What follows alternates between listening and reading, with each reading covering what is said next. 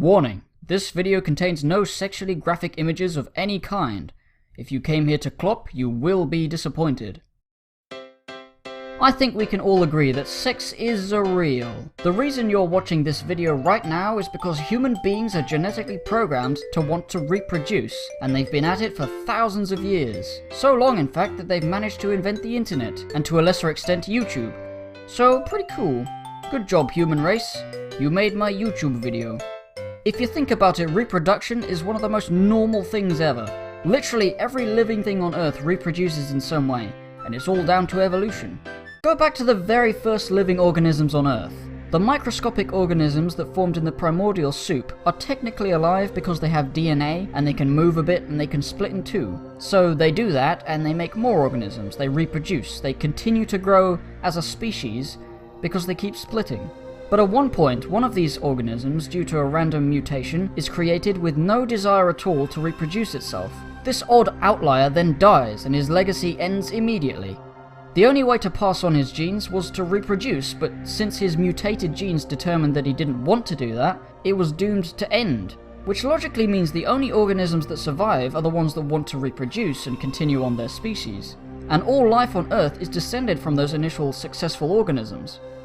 So with reproduction being so integral to everything we know, why is it so taboo to talk about it? Bring up talk of penis in the park and you will get scowls from passers-by.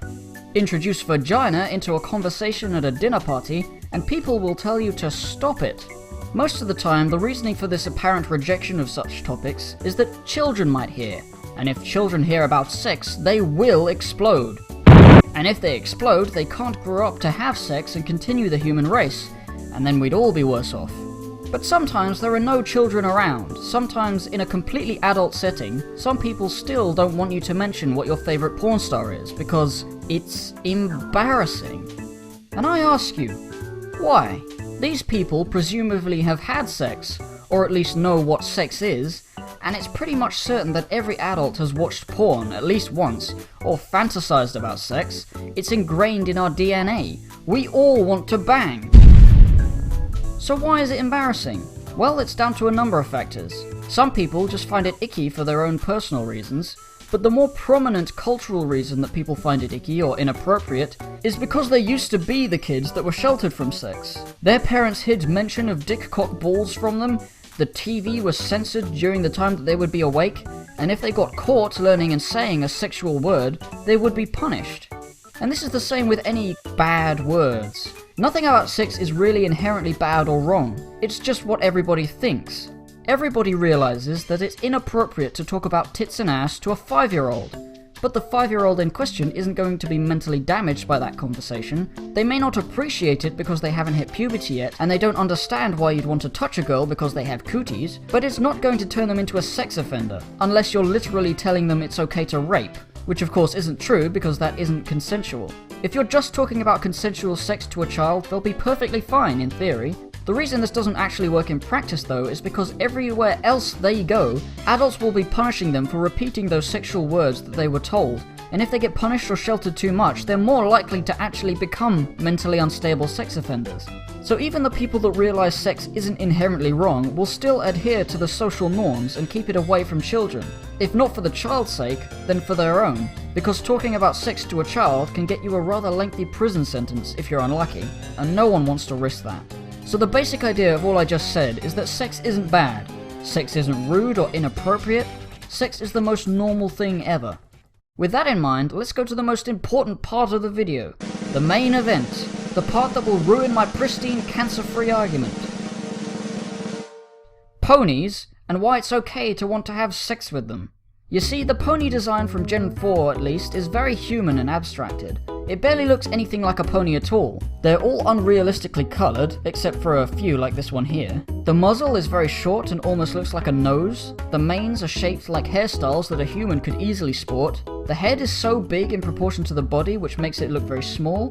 The eyes are huge and have irises. Seriously, have you ever looked at a horse's eye? It's just black.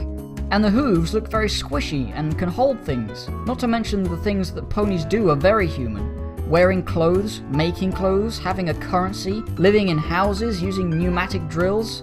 It's so very human. And aside from the walk cycles, they don't move like ponies either. Look at this shit. I'd like to see a horse move like that, but you can't. So the ponies are very human. They're very human-like.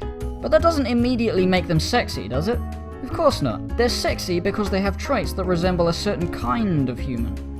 A kind of human that attracts heterosexual males and homosexual females.